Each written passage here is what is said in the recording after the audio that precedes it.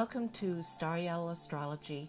My name is Ann Beversdorf, and we're going to be looking forward to the months of December and January to see what the heavens have in store for us these days.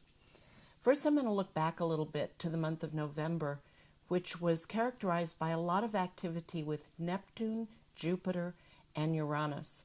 Jupiter makes things big. Neptune dissolves things. Neptune is also a spiritual planet, and Uranus is the planet of breakthroughs or shocks. So Neptune and Uranus and Jupiter brought a month characterized by spiritual breakthroughs and shocking meltdowns. And we saw people go through all of these things. In my opinion, these are ways for us to get ready for new energies coming in. Now, after this dissolving month of November, December is the get serious, look things over, review, and research month. This is December 2010. The first thing that happens in December is on the 5th, where we have a new moon.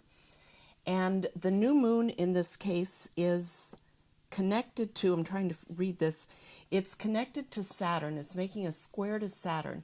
Saturn is the get serious planet. And so this new moon is originally saying, this is a start over time. That's what a new moon is. And Saturn is about getting serious, about responsibilities, about duties, about the physical world, about limits, about boundaries, about dignity. And I said responsibility. So that's the theme that's set up for the month with this new moon. But that's just the beginning, because on December 10th, Mercury goes retrograde. It'll be retrograde all the way to the 30th. All of your holiday planning, all of your holiday stuff, except for New Year's Eve, is going to be during a retrograde Mercury. And don't take this too seriously. I'm traveling on two of the possibly worst days. I just plan to carry my bag because it'll get lost. So anyway, the big thing about this Mercury retrograde day is that Mercury will be sitting along with Mars, Pluto, and the North Node. Now, Mars and Pluto together are about rage. Mars and Mercury are about sharp words. The North Node brings it to the attention of the world.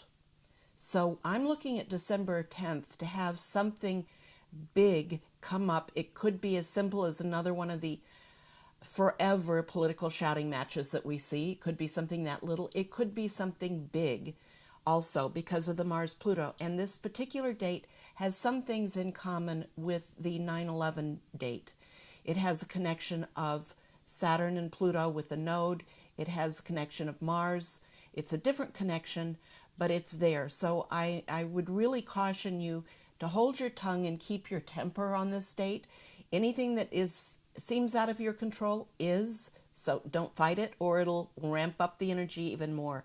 That's a big cautionary date. And then we have on the solstice, on the 21st, a total lunar eclipse.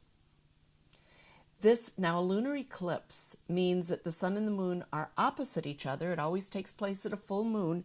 And this lunar eclipse, it's not going to be visible as a total eclipse in the Western Hemisphere. But a lunar eclipse eclipses the moon.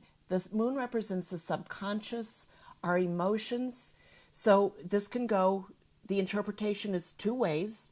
One is that the sun is the ego, and the sun has more strength than the moon, which is eclipsed. So the ego is bigger than the emotions. Or the other way you could see this is the public. The moon represents the public is being eclipsed. So something does not serve the public. Now, this particular eclipse is associated also with Uranus, the suddenness, the surprising, the shocking, and with Pluto, which is a power bigger than we can deal with. So these are energies. This is a big day. It's going to be a very intense day. If you're having a family party, have it with a family you love. And if you're not in love with your family, schedule your family party on another day. And then we have the 30th, which is when Mercury stations direct. And this is also associated with Saturn, serious thoughts. So, of course, the day before New Year's Eve, it's a good time to reflect and look back on the year. This entire time is good for researching or reviewing, all the R words, but review what you've done during the year in the past, research what you might want to do for the year in the future. Don't start it until January. In January, we start right off on January 4th with the solar eclipse. The sun is ego and consciousness. So this is being eclipsed in favor of the moon, which is unconscious and emotion. So it's a weak little eclipse. It's not a great big one. It is also widely square Saturn. So this isn't going to be a huge effect, but the eclipse points are significant to watch. On January 13th, Mercury enters Capricorn, which helps us with our serious thinking. You've got to keep your spirits up with Mercury in Capricorn. And then January 19th, we have a full moon, which is involved with Jupiter. And it is quincunx, which is a funny little aspect I'll tell you about, Neptune and Chiron. And that's the same day Jupiter enters Aries. Now, this is fun.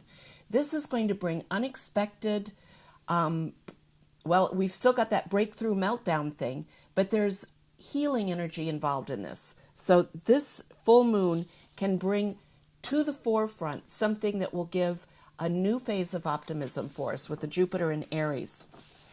Then on January 26th, Saturn goes retrograde, and it's retrograde until June 23rd, and it's square Mercury. Now, this entire conversation, I've had Saturn and Mercury squaring each other, and that's because Saturn moves very slowly, and Mercury has been going back and forth over the same degrees.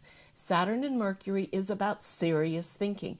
So our theme for December is real serious thinking, look back, review, and our theme for January is serious thinking with the beginning of an optimistic breakthrough.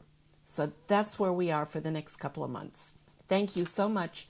And if you'd like to see a list of the important degrees for 2011, those can be found at my website, www.stariel.com. And I welcome you to call me or email me, Anne, A-N-N-E, @stariel.com. You'll see it on the screen. Thank you so much.